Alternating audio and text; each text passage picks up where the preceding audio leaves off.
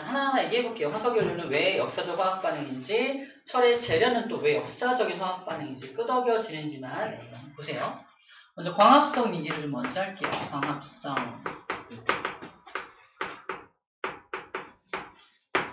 광합성이 뭐지? 에너지를 만드는 거 땡! 에너지를 흡수하는 거 맞아.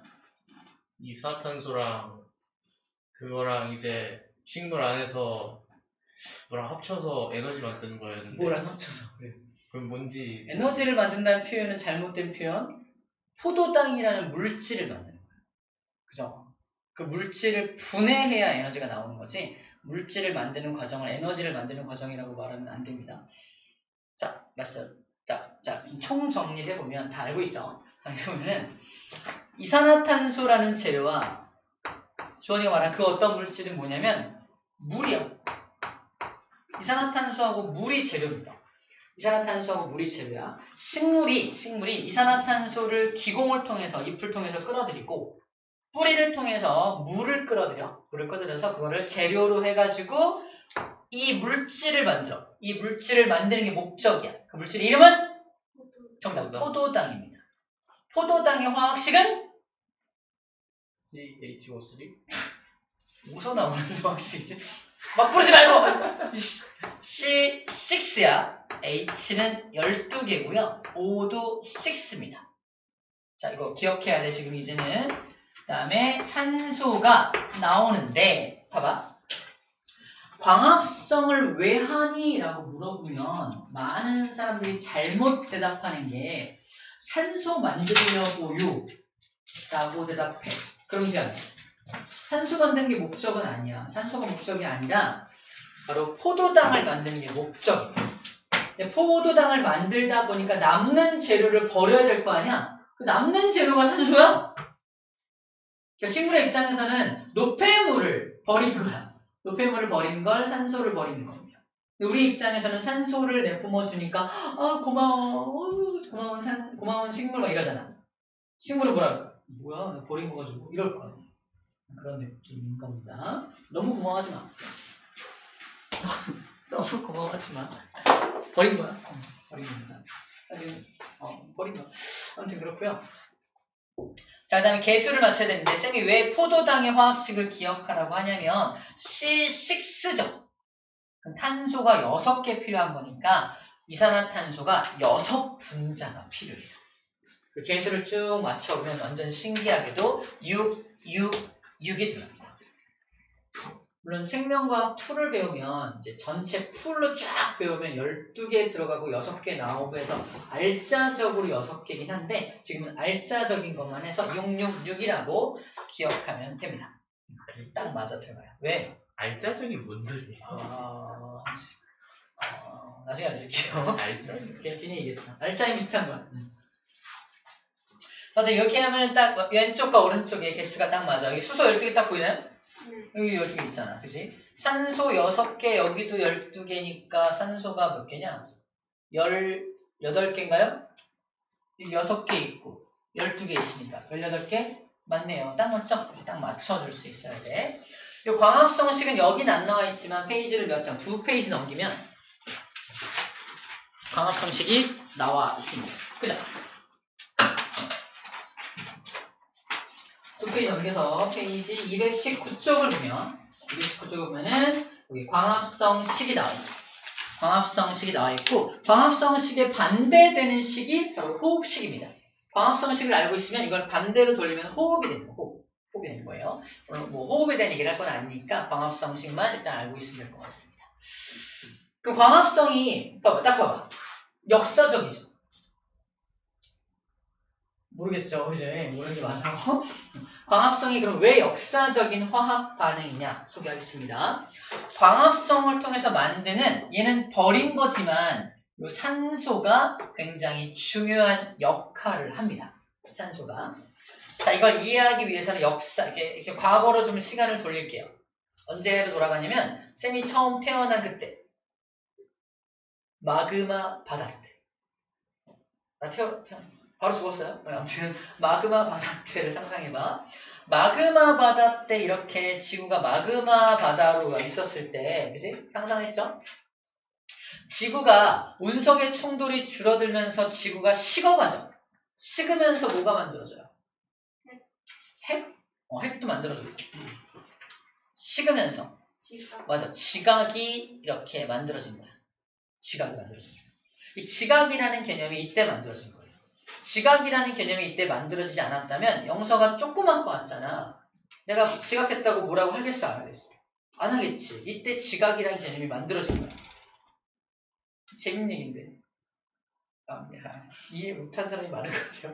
아무튼 지각 안 할게. 아무튼 지각은 이때 만들어져요. 중요한 건 이때 원시 대기를 상상할 건데 이 지각이란 녀석이 만들어질 때 지각을 구성하는 성분이 SiO4라는 성분이거든요. 산소가 겁나 들어가 있지.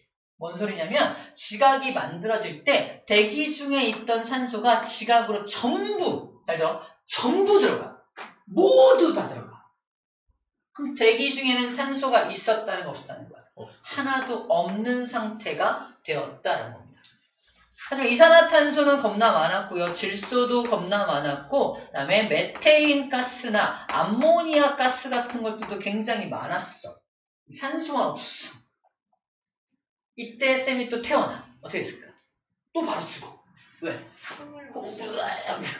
숨을 못 쉬니까. 그죠? 자꾸 태어나죠. 그죠? 원시 대기. 이때를 원시 대기 상태라고. 원시 대기. 원시 대기에는 산소가 있었다 없었다? 없었다라는 걸 처음 기억하라는 거야. 원시 대기에는 산소가 없었어. 냄새나는 암모니아, 메탄가스 뭐 이런 거, 이산화탄소 이런 것만 있었다는 겁니다. 질소는 지금이나 그때나 거의 비슷한 비율로 있었어.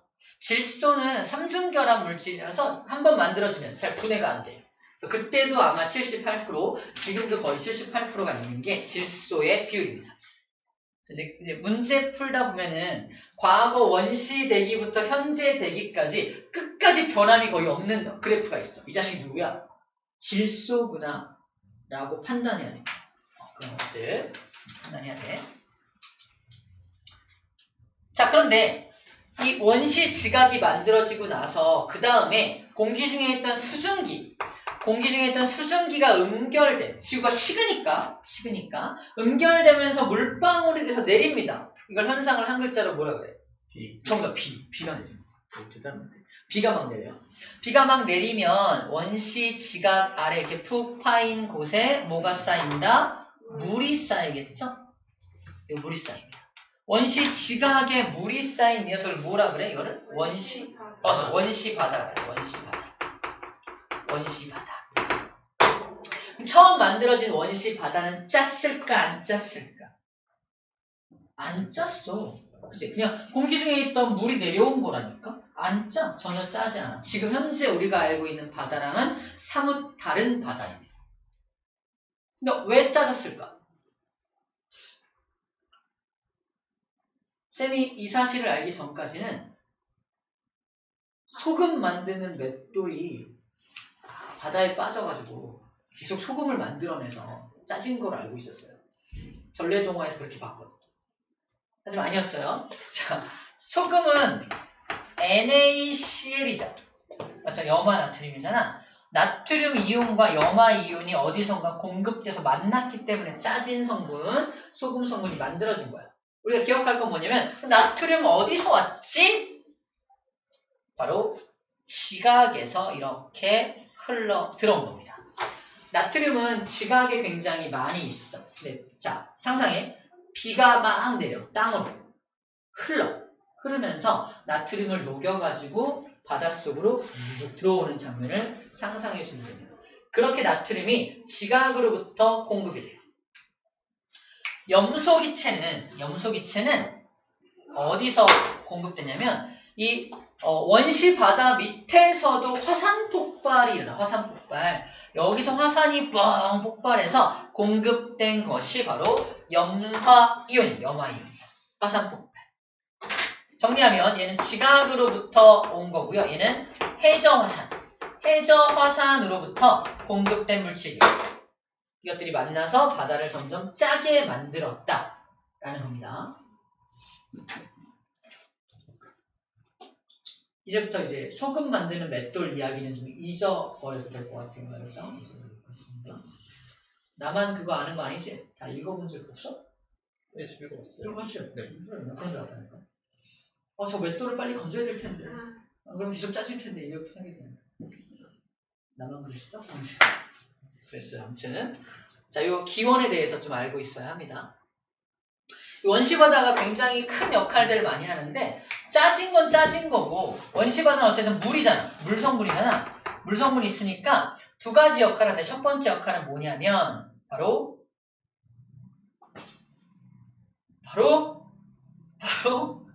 이산화탄소를 녹여요.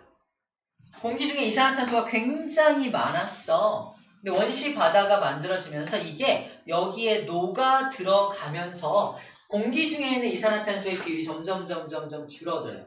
이것도 마찬가지로 그래프로 그리면 어느 시기부터 이산화탄소가 막 줄어들기 시작하거든? 언제부터 줄어든 거야? 원시바다가 생겨나면서 줄어들기 시작하는 겁니다. 그래서 원시바다 속으로 들어간 이산화탄소를 이용해서 물속에 사는 식물이 광합성을 시작한 거예요. 광합성도 어디서부터 시작됐다? 물속에서 시작된 겁니다. 물속에 사는 수초를 생각하기 쉽잖아. 근데 그것도 아니다. 최초의 광합성 생명체 이름은 남세균이라고 하는 세균이에요. 최초의 광합성 생명체는 바로 남세균이라는 세균입니다. 약간 초록색 세균이야. 자기 몸속에 엽록체를 갖고 있어서 광합성을 할 수 있는 세균입니다.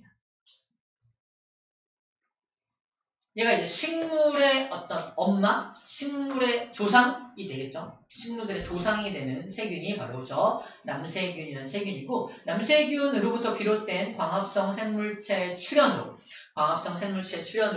산소가 점점 많이 만들어지고 있는 장면을 생각해 주면 됩니다. 자, 바다의 역할 첫 번째가 그래서 아까 뭐랬지? 이산화탄소가 많이 녹아 들어가게 만든다가 첫 번째 역할이잖아. 이산화탄소가 줄어들면 지구에 무슨 일이 벌어질까요? 온도가 낮아집니다. 이때도 지구 온난화가 겁나 심했어. 그래서 하지만 이산화탄소 비율이 점점 줄어들면서 지구가 좀 살기 좋은 기후로 변해갔다라고 생각하면 돼. 지금 다시 회복하고 있죠. 위로 이산화탄소 늘어나고 있긴 하지만 원시 대기는 훨씬 더 이산화탄소가 많은 상태였다는 것도 함께 상상해 놓으면 좋겠네요. 자, 두 번째는 뭐냐면 원시 바다는 뭘 차단해준다. 태양에서 날아오는 못 들었을 때. 태양에서 날아오는 태양풍. 태양풍은 자기장이 막아준다. 바다랑 상관없어. 자외선. 정답, 자외선. 태양에서 자외선이 날아오잖아. 자외선을 막아주는 게 또 바다야. 바닷속으로는 자외선이 못 들어와요. 자외선 맞으면 어떤데? 피부가 손상이 피부 손상 심하면 지속적으로 자외선을 맞으면 피부가 전부 암덩어리 맞는 살 수 있어 없어? 못 살겠네. 자외선을 어쨌든 차단해야겠네. 많이 받으면 안 되겠네. 자외선을 안 받기 위해서는 어디에 살아야만 해? 바다. 바닷속, 물속에 살아야만 하는 거야. 당시에 생겨난 처음으로 최초의 생명체, 최초로 생겨난 생명체들은 그래서 다 어디에만 살아야 한다? 바닷속에만 살았거든. 그래서 왜 때문에? 자외선 때문에.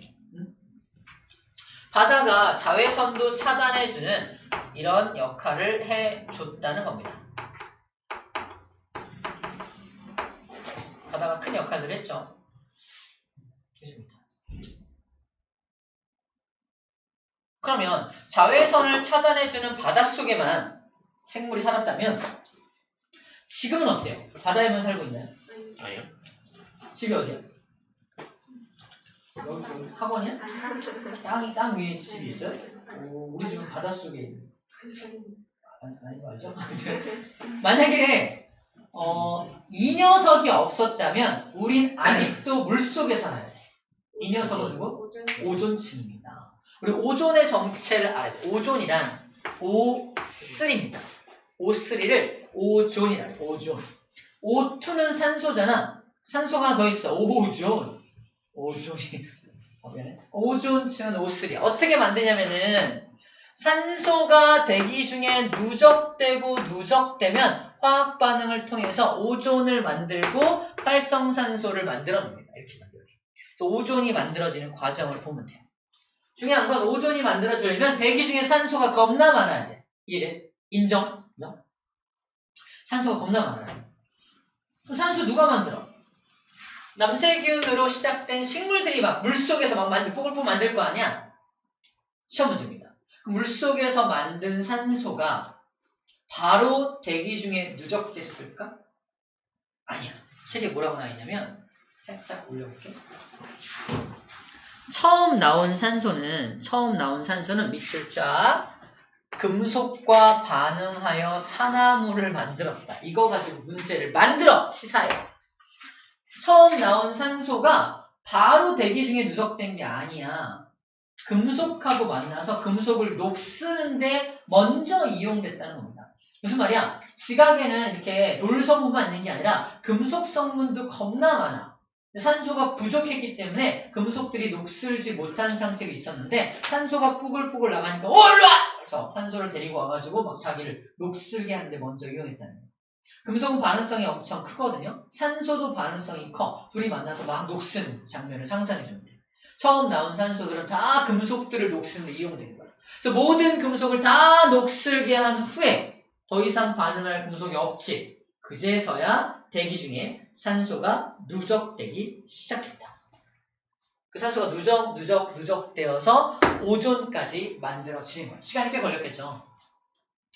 그래서 산소가 대기 중에 누적되면서 또는 산소가 바닷속에 이렇게 용존산소로 있으면서 산소를 이용해서 살아가는 생명체가 탄생하기 시작합니다.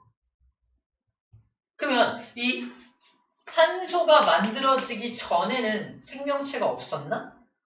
남세균도 생명체잖아. 이 생명체는 산소를 이용해서 살아가는 생명체가 아니죠? 나 이거만 있으면 이럴 거 아니야, 그지? 산소 없이도 살 수 있는 생명체가 제일 먼저 지구상에 출현한 생명체입니다. 시험 문제.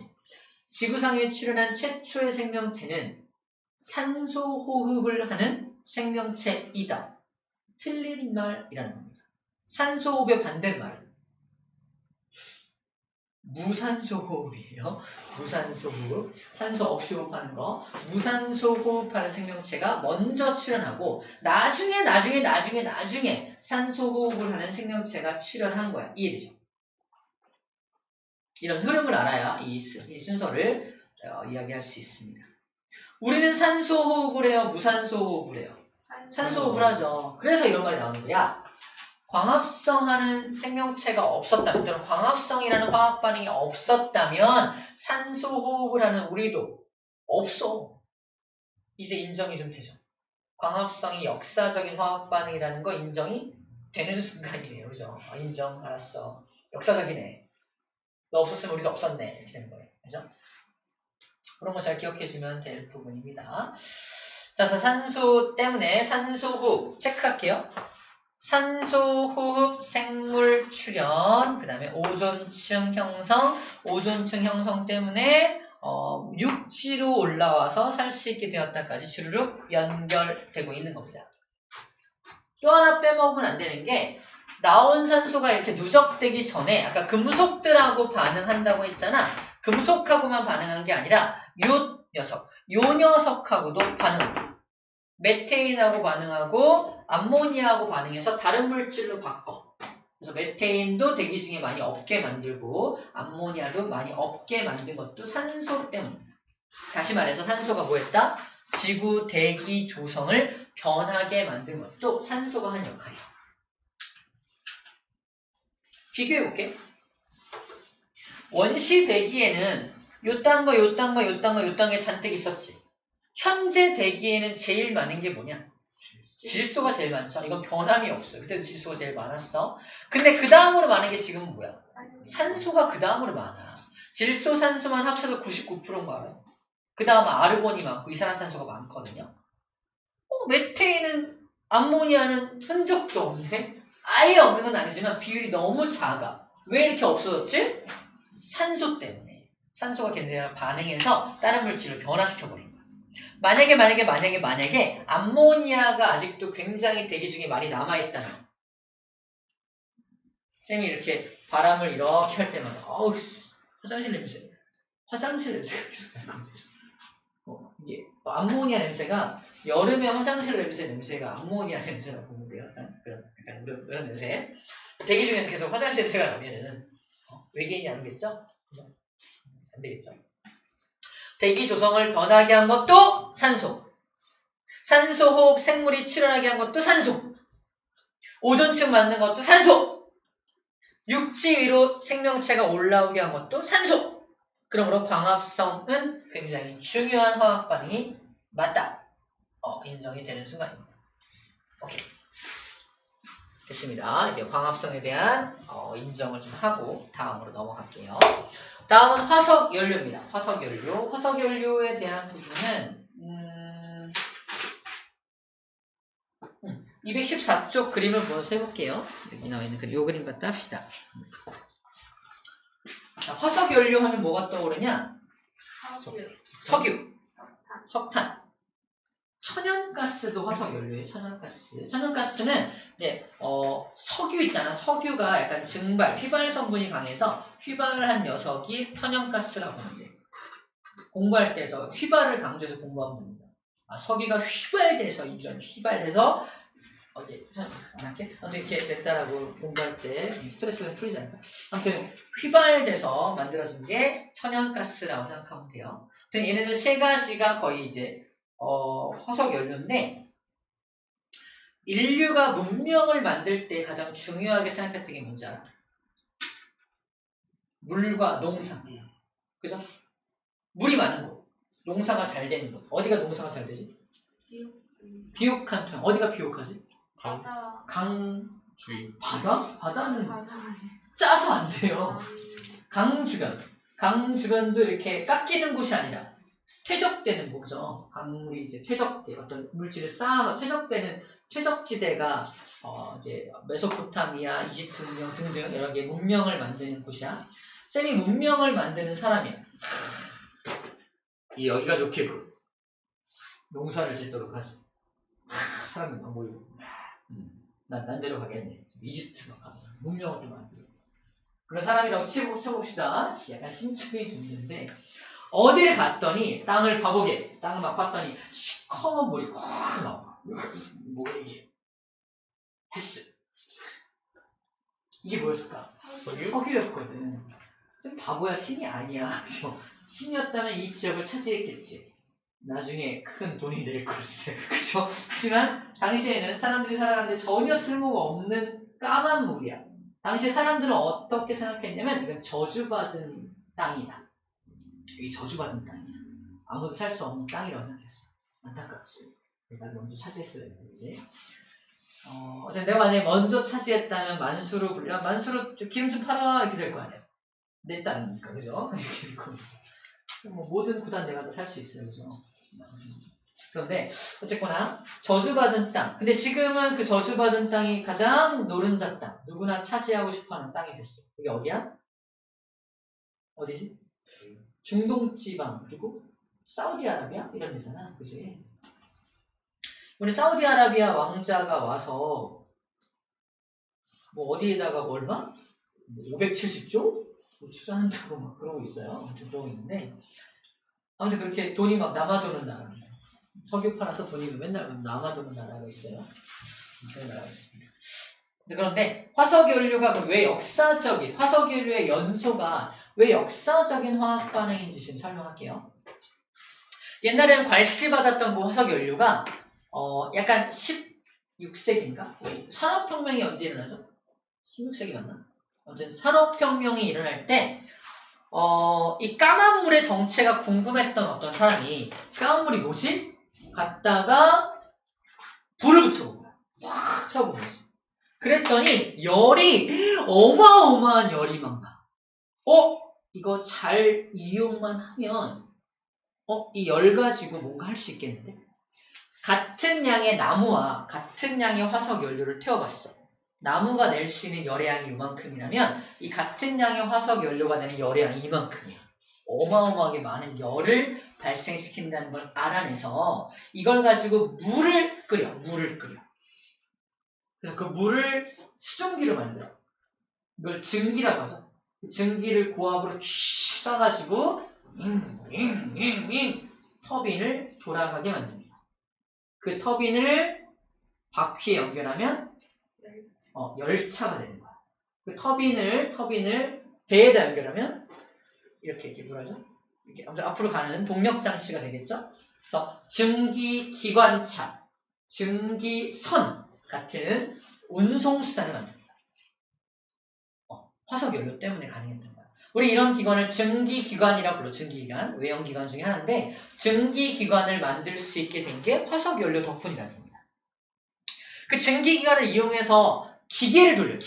기계를 돌려서 어떤 제품들을 대량 생산하기 시작합니다. 그게 뭐야? 산업혁명이죠. 산업혁명도 그래서 이 화석연료의 연소 덕분에 가능했다는 거야. 화석연료를 발견하거나 화석연료를 연소시키는 걸 몰랐다면 이 정도 기술력이 발전하지는 못했을 거라는 겁니다. 이 정도 운송수단의 발달이 있지는 못했을 거라는 거예요. 즉 교통혁명과 산업혁명을 가능하게 했던 게 뭐다?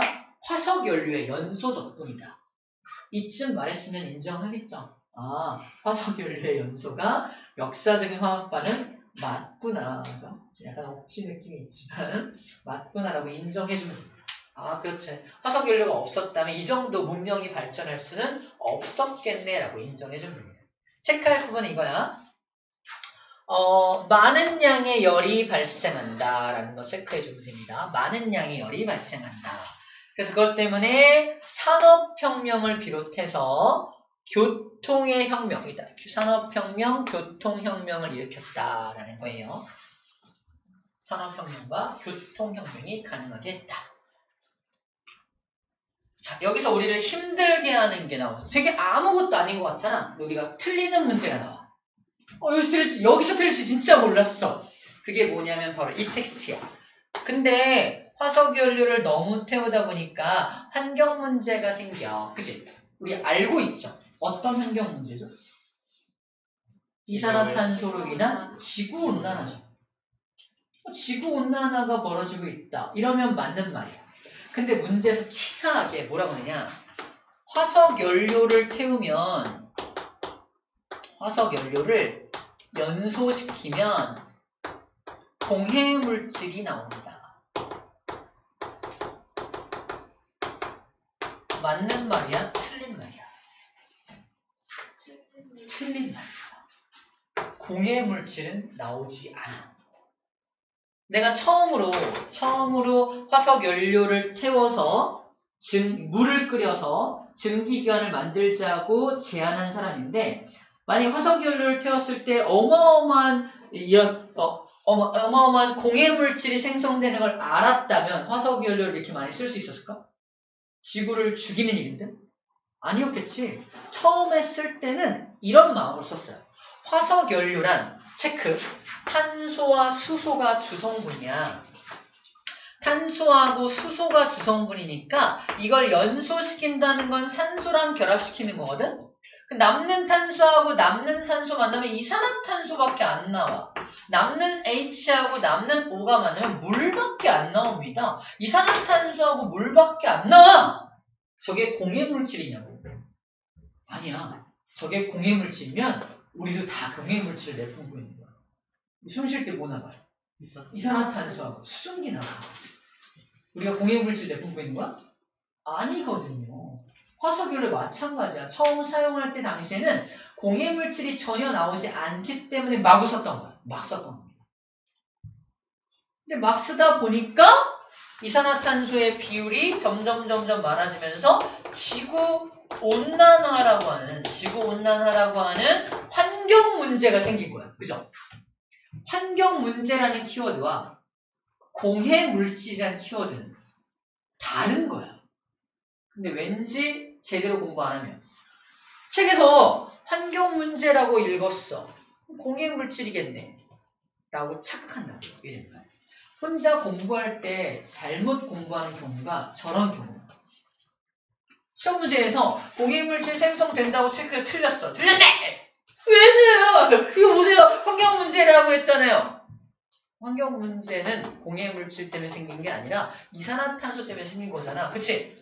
그렇긴 하죠. 이산화탄소가 공해물질이 아니요? 이게 된 거죠. 그죠? 그런 것들은 뒤늦게 틀리고 나서 이게 울지 말고 지금 제대로 공부를 해야 한다는 얘기를 하고 있는 겁니다. 아시겠죠? 여러분들 조심해줘야 되는 문제예요.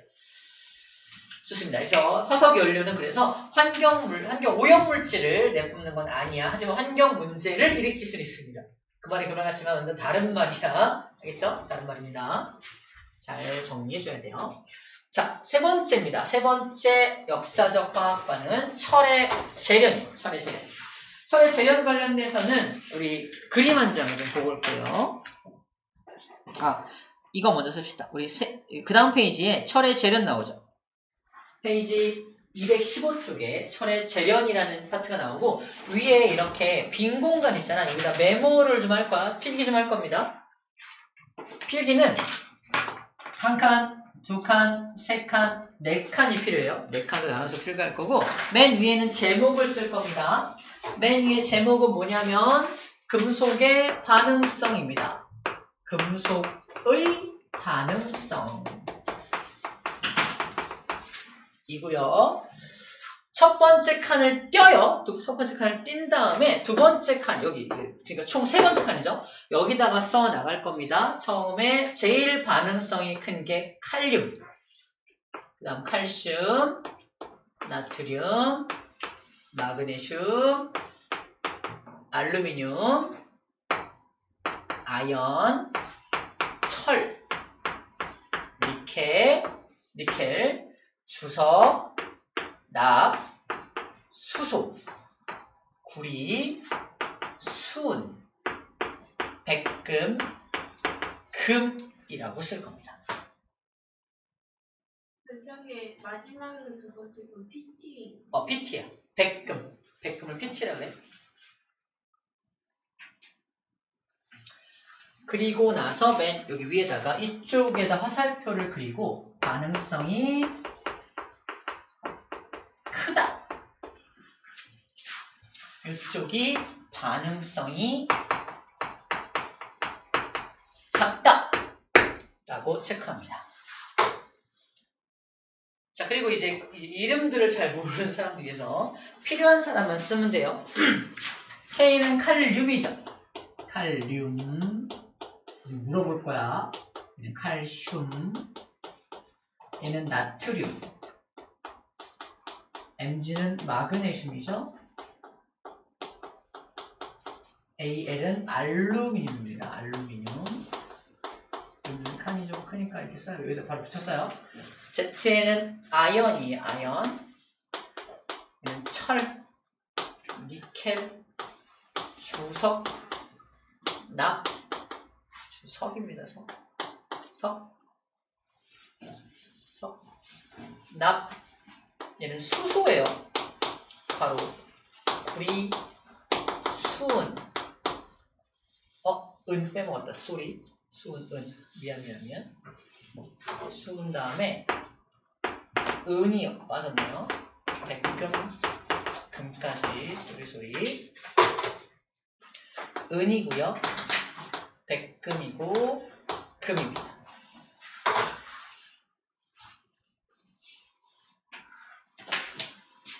필기하는 동안 쌤이 정성 들여 녹음한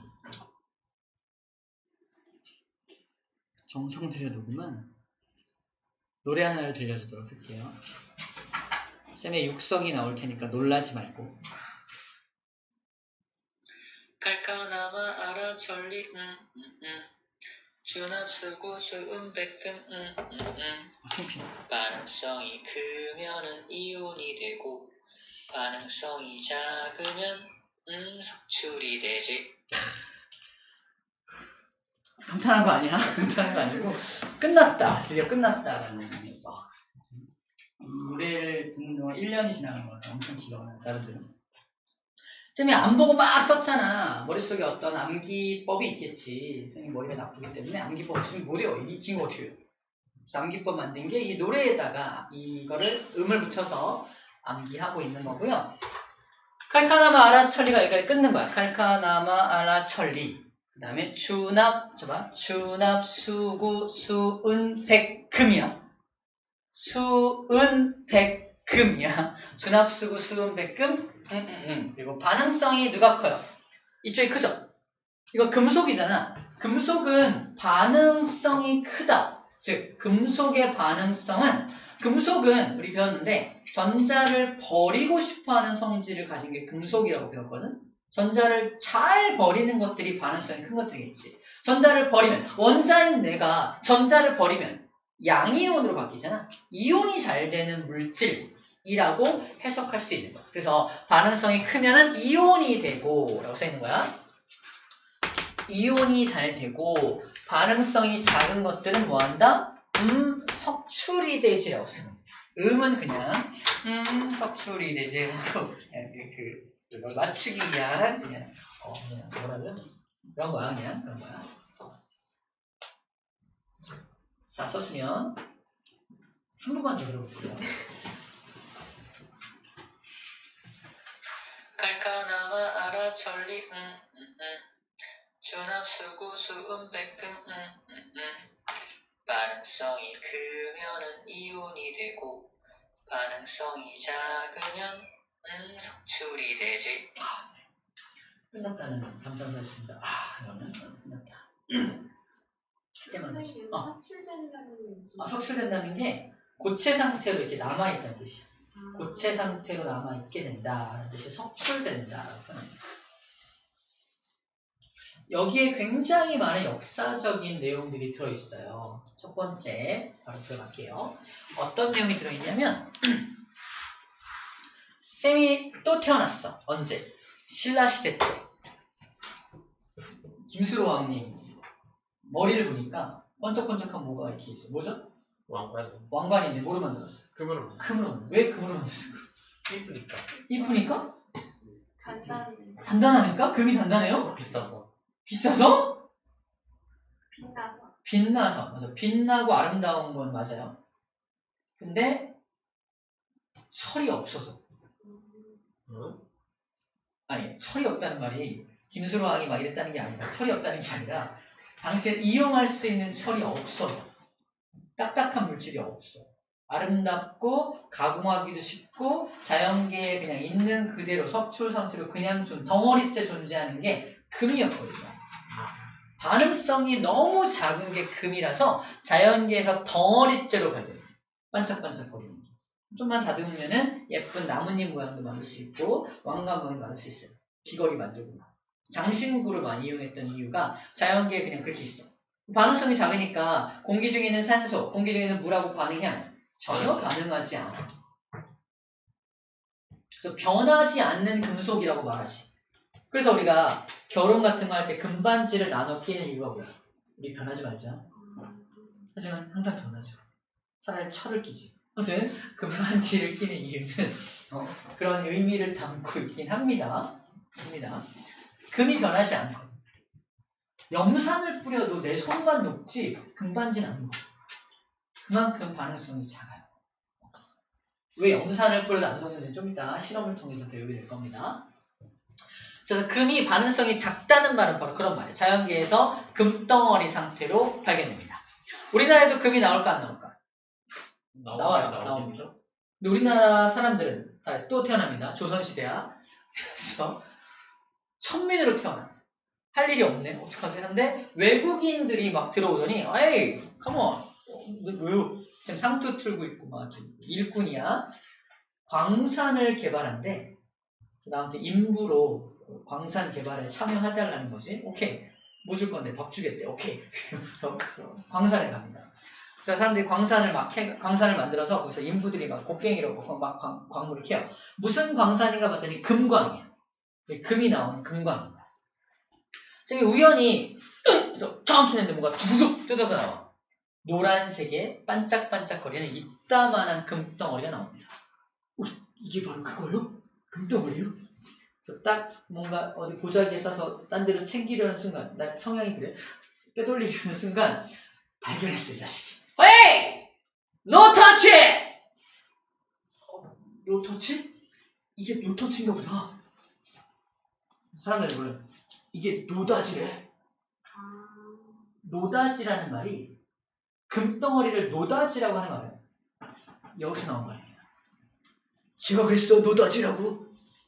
노다지가 뭐야? 노터치. 노터치를 노다지로 알아. 노다지. 이해되죠? 우리나라 그렇게 만들어진 말이 되게 많아. 야, 빠꾸! 빠꾸는 뭐야? 백, 뒤로. 빠꾸. 이런 용어가 되게 많다는 거지. 자, 금덩어리는 그 미국인이 봤을 때도 보이는 거야. 입안 덩어리로 번쩍번쩍거리는 게 보이는 거야. 노 터치 그랬을 거 아니야. 자, 또 다른 장소야. 또 광부로 경험이 있다는 이유로 다른 장소로 이제 스카우트 돼가지고 갔어. 금광이 아니야. 아, 여기 어디야? 철광이래. 철광. 철을 캐내는 곳이야. 근데 철은 반응성이 어때요? 그죠. 굉장히 큰 편이잖아. 자연계에 온전한 상태로 존재하지 않습니다. 어떤 상태로 존재하냐면 우리 페이지 220쪽 맨 위에 그림 봐라. 220쪽 맨 위에 그림. 바로 이 모습으로 자연계에 존재합니다. 잘 안 나오는데 시뻘겋죠? 녹슬어 있는 철의 형태로 관찰돼. 우리가 산소할 때 배웠죠? 산소가 나오면 제일 먼저 뭐 한다고요? 금속 산화물을 만든다. 모든 철들을 다, 모든 금속들을 다 녹슬게 하는데 이용된다. 다 녹슬게 하고 남은 산소들이 이게 모여있는 거잖아. 온전하게 철이 그냥 남아있을 리가 없어요. 다 이런 상태로 관찰됩니다. 이걸 철광석이라고 불러요. 철광석.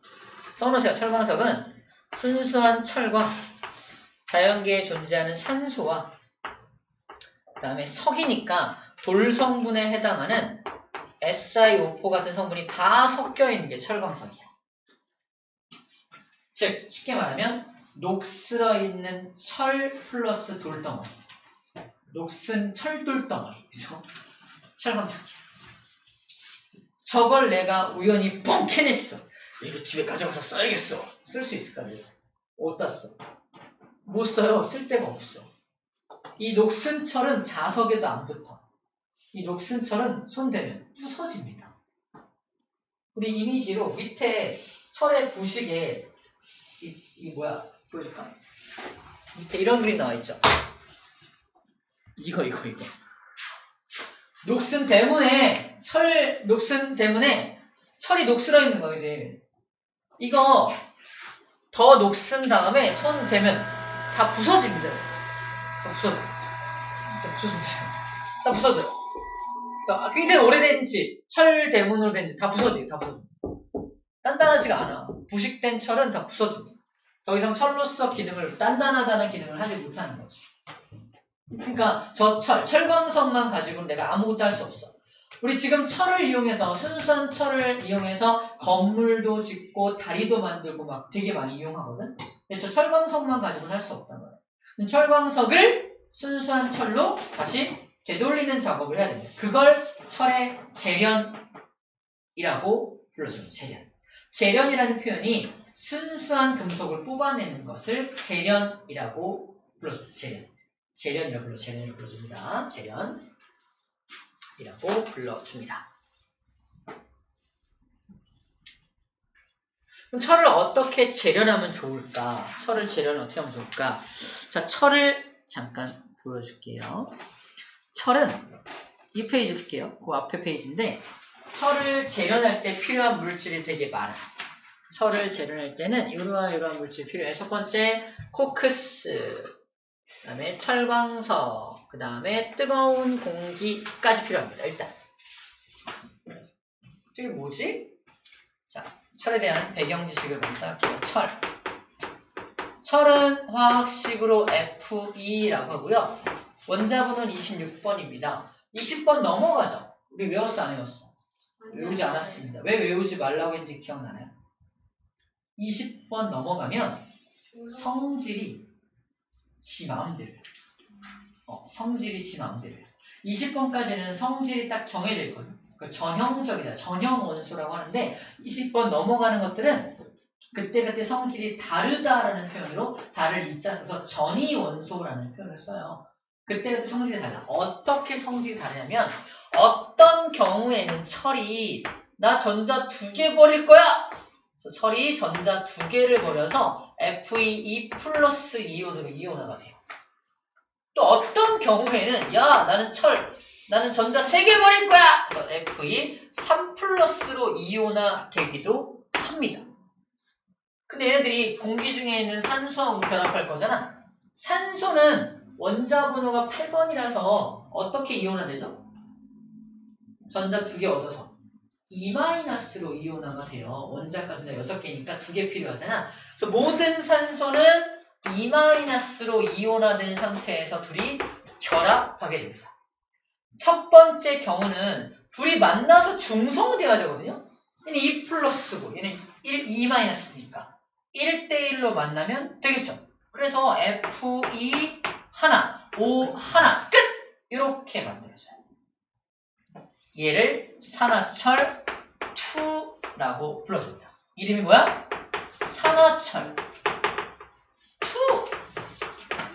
2라고 불러줍니다. 이런 경우는 좀 달라요. 얘는 3 플러스고 얘는 2-니까 1대1로 만나면 중성이 돼야 안 되죠. 미안하지만 최소 공배수를 이용해서 곱하기 2 곱하기 3을 해서 6 플러스 6-를 만들어야 돼. 그치? 그래서 Fe 몇 마리? 2마리요. 산소 몇 마리? 3마리가 만나야 정확히 중성을 만들 수가 있어. 얘는 산화철 3라고 불러집니다. 산화철 2와 산화철 3를 결정하는 건 그럼 뭐가 결정하는 거야? 처음에 어떻게 이온화되었냐. 처음에 어떻게 이온화되었냐가 2와 3를 결정한다라는 말을 하고 있는 거야. 책에 나와 있는 거 봐봐. Fe2O3 산화철 3라고 써 있습니다. 산화철 2와 3가 구분이 안 되면 괜히 어렵게 느껴져. 저건 뭐지? 괄호를 외쳐놓은 거야. 3는 뭐지? 아이언맨 1, 2, 3는 알아도 산화철 3는 모르는데? 이럴 거 아니야. 그래서 두려움을 갖지 말라고 약간 TMI긴 한데 소개해주고 있는 겁니다. 학교에서 설명할 수도 있어요. 이게 좀 소개. 학교에서는 여기 산소가 철 4까지 있는 거지. 4도 소개했어? 네. 근데 1은 소개를 안 해주셨어. 1이 어디 있어? 2. 2 소개 아니야? 오히려 4를 소개했어? 네, 3이랑 4도 볼까요? 재밌겠다. 철이 전자 4개를 잃어버릴 수도 있겠지. 지 맘대로니까. 철이 전자 4개를 잃어버리면 4 플러스가 될 테고 얘가 산소 2- 그러니까 요 놈이 2개 필요하겠네? 그치? 그럼 뭐가 만들어서 Fe는 1마리, 산소 2마리, FeO2가 만들어지겠네요. 이 산화철 포가 되겠네요. 산화철 포. 산화철 포는 좀 들어본 적이 없네요. 산화철 포. 일단 이론상으로는 산화철 포가 만들어질 수 있겠네요. 산화철 포. 이론상으로는 가능하네요. 저거 말고 더 있지 않아? 쌤은 모르겠어요. 그래요? 잘 모르겠어요. 자연계에 존재하지 않는 걸 인공적으로 만들 수 있겠지만 이거 외에는 자연계에서 많이 사용하지 않는 것들이라서 안 쓰는 것 같아요. 저거 말고 다른 거 소개해 주시면. 쌤은 2, 3 말고는 본 적이 잘 없어. 그럼 제가 한번 나중에 확인해봐요. 이제 이렇게 만들어지는 게 2, 3, 4의 어떤 정체야. 2, 3, 4 이렇게 만들어지는 걸 말합니다. 4 플러스니까 4가 되는 거야. 쌤은 통신사가 6 플러스거든요. 그럼 못 써요. 핸드폰 쓰면 되겠죠. 재밌게 하자니. 이럴 거야.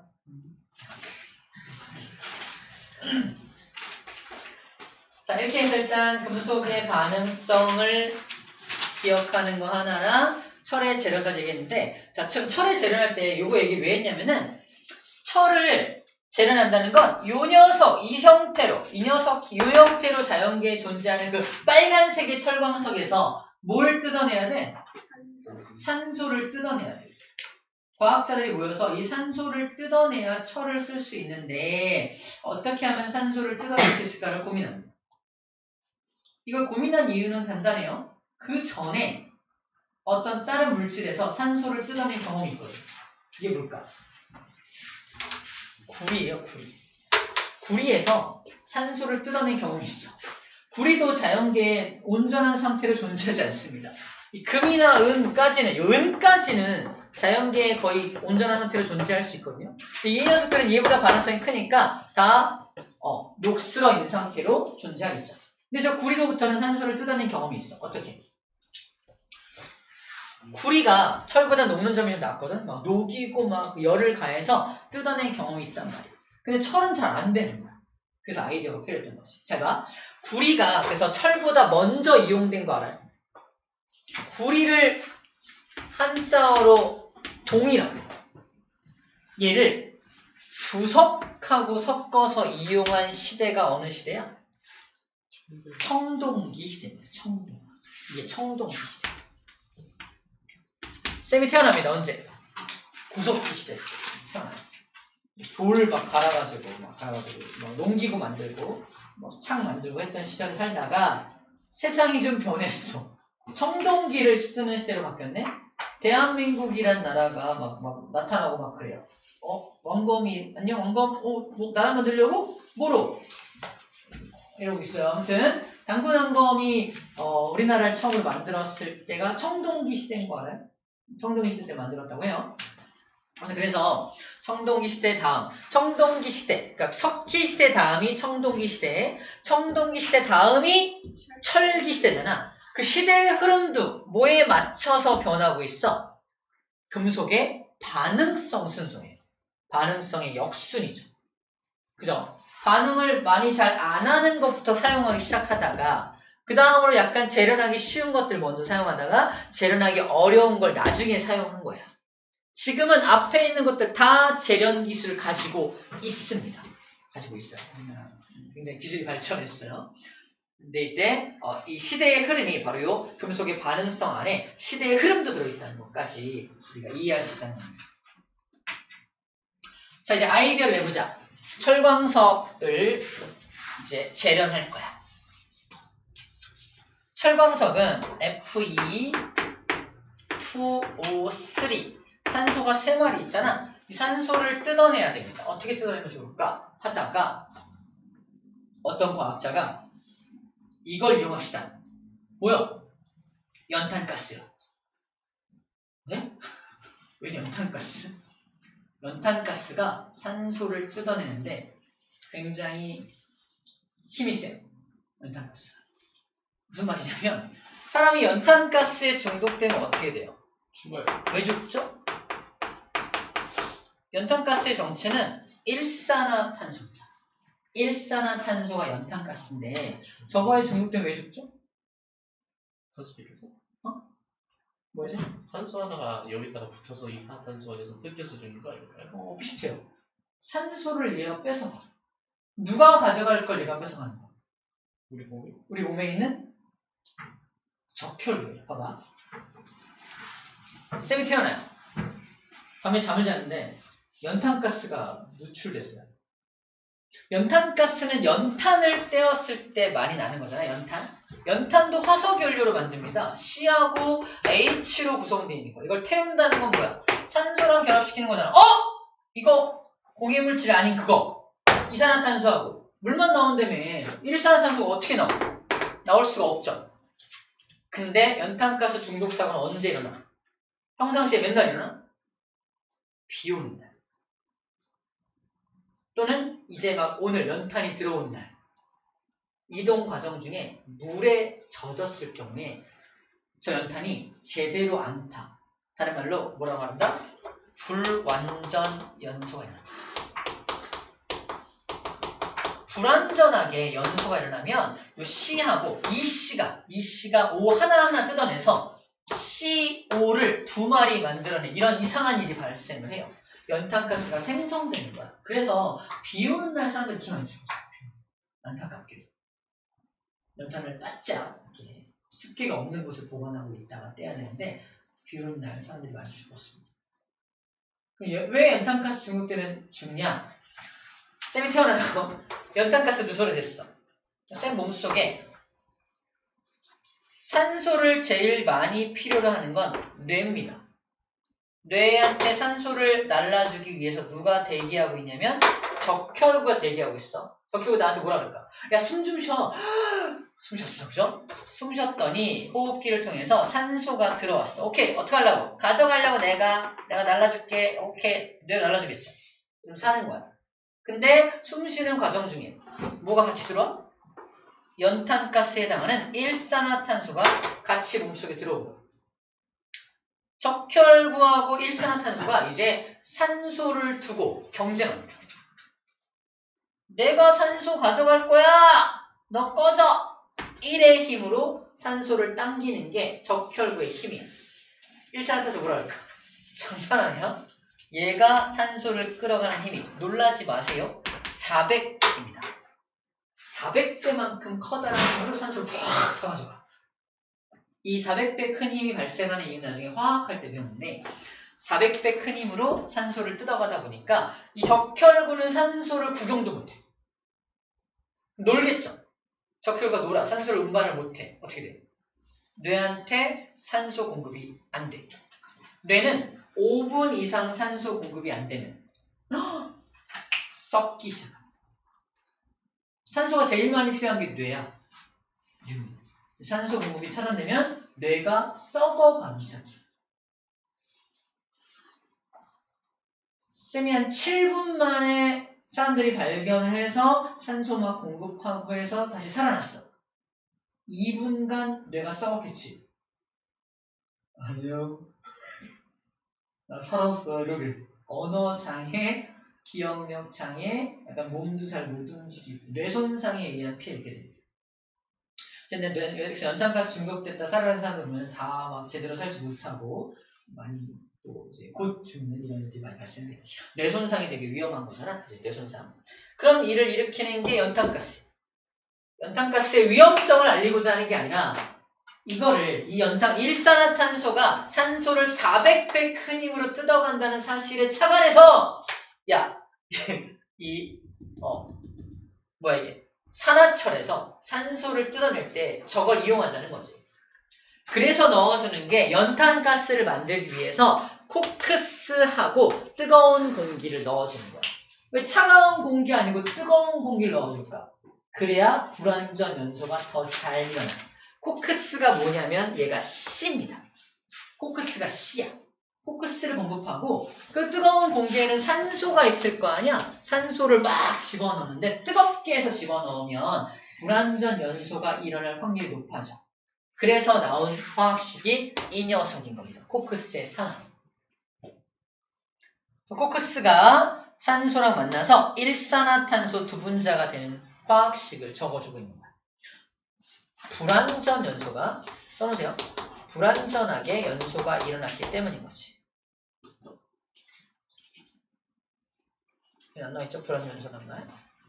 탄소가 완전하게 연소되었다면 이산화탄소가 나오겠죠. 하지만 일산화탄소가 나온다는 건 불완전하게 연소를 시키기 위함이라고 생각하면 됩니다. 그 불완전한 연소로 생겨난 일산화탄소를 산화철과 만나게 해요. 한 분자 더 만들어서 세 분자를 공급합니다. 왜 세 분자를 공급해야 되지? 산소 3개를 뜯어내야 되니까. 그래서 여기다가 일산화탄소를 세 분자의 일산화탄소를 공급하면 일산화탄소가 산소를 뜩뜩뜩 뜯어와서 세 분자의 이산화탄소를 만들어 내겠죠. 날아가는 게 어디로 나가고 있어? 여기 배기가스로 나가는 겁니다. 이산화탄소가 저 배기가스로 나가는 거야. 그 산소가 뜯어서 나갔으니까 순수한 철만 남을 거 아니야? 그래서 철 2개를 단독으로 철이 존재할 때는 EFE라고 쓰는 거야. EFE. FE2라고 안 써. EFE라는 화학식을 씁니다. 순수한 철이 되어서 그 순수한 철을 이쪽으로 녹은 철을 뽑아냅니다.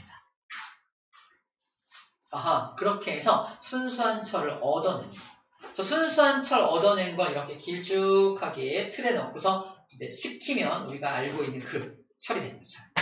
순수한 철이 되는 거죠. 철강이 되는 거지. 녹슬지 말라고 어떤 처리를 하면 판매가 가능한 철이 되는 거야. 그 철을 만드는 곳이 제철소라고 라고 말하자. 제철소, 포항제철, 동부제철, 인천에도 여기 제철소 있죠. 인천제철 이런 데 있죠. 철을 만드는 곳이에요. 용광로들이 있어서 이런 과정으로 철을 만들어냅니다. 지금 아까 조선시대 때 인부가 되어서 철광석 막 캐냈잖아. 그걸 이제 제철소로 보내가지고 이 과정을 통해서 순수한 철을 뽑아내는 거야. 자, 여기서 동그라미 치지 않고 다루지 않은 게 하나 있어. 찾아봐. 불순물? 정답. 불순물. 야, 이 화학 반응식에서 불순물이 어딨냐? 있어, 없어? 없어, 안 나왔어, 그지? 근데 아까 쌤이 철광석 옆에다가 이렇게 이거 써놔했던 거 기억나? 맨 끝에 뭐 있었어? SiO4. 석, 돌 성분이 빠져있어요, 현재. 돌 성분. 학교에서 심화적으로 이걸 좀 어려운 문제로 낸다면 저 불순물의 정체가 뭔지를 물어볼 수 있습니다. 학교에서 원래 알려주겠죠.